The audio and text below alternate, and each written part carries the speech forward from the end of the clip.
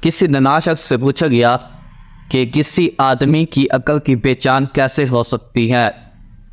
تو اس دانا شخص نے بتایا کہ کسی انسان کی عقل کی پہچان اس کی گفتگو سے ہوتی ہے، کہ اس کی گفتگو میں غلطی کتنی ہیں اور اس کی گفتگو میں درستگی کتنی زیادہ ہے۔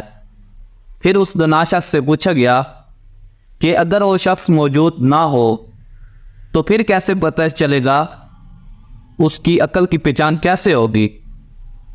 تو اس دانا شخص نے جواب دیا کہ 3 باتوں میں سے ایک بات سے اس کی عقل کی پہچان ہوگی۔ پہلی، اس کی کاصد سے، کیونکہ جو کاصد ہوتا ہے وہ بھیجنے والے کے قائم مقام ہوتا ہے۔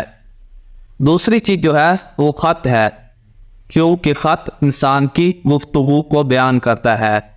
اور تیسری چیز تحفہ ہے، تحفہ انسان کے